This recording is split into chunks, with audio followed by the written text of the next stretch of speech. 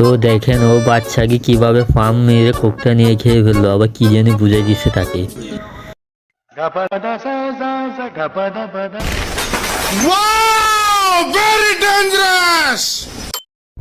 তারপরেও দূর থেকে দেখতেছি সিএনজি একটা নিয়ে আসছে, নিয়ে আসে বোতল টপগুলো খুঁজে খুঁজে সিএনজিতে উঠাচ্ছে। আমি জিজ্ঞেস করলাম কেন, তো ও বলতেছে আমাকে বন্ধু ওইগুলো বিক্রি করলে অনেক টাকা পাবো, তাই ও সবগুলো নিয়ে ফেলছে।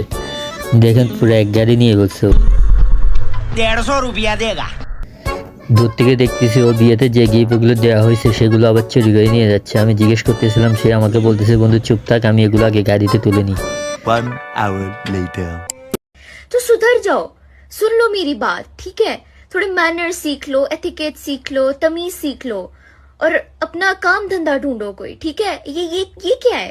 ওর হাতে মোবাইলটা দিলাম কয়েকটা ছবি তোলার জন্য। ও আমরা রেডি হওয়ার আগে আমাদের মোবাইলটা নিয়ে কি উল্টা পুল্টা ভিডিও করা শুরু করলো। ভাই ওর কাহিনীগুলো দেখি এমন যে মাথা খারাপ হয়েছে আমাদের, কি করবো ওকে কিছু বুঝতেছি না। তারপর ও আসলো আমার সাথে ছবি তোলার জন্য, আমাকে এতক্ষণ জ্বালাইছে। ও ভাবছে ওর ছবিগুলো আমি সুন্দর করে তুলবো আমার সাথে। ও তো জানেন আমি ভিডিও করতেছি, দেখেন ও কি করে।